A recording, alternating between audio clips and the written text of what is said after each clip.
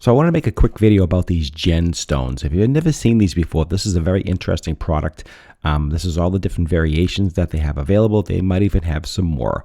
We have brick, we have different colors like attic, smoke, coffee, desert, sunrise. There's different kind of versions. It looks like it's like a thick, heavy styrofoam, just so you know how it feels, because you really can't tell with the video or a brochure, but this is what they feel like. And they're really authentic. Honestly, from a distance, you'll never know. You can use these indoors or outdoors. Easy to apply, and you can do it pretty much yourself. You just put a bead of sealant behind it, make an S pattern, and that's all you have to do to adhere these.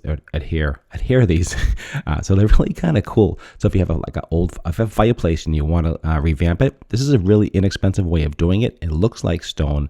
It really has a cool look to it. It's really thick. It's got some insulation value as well. You can see they're very thick and they're very hardy. So they're not a cheap styrofoam. It's like a dense compressed styrofoam. I'm not sure the actual technique how they make them, but they're not too heavy.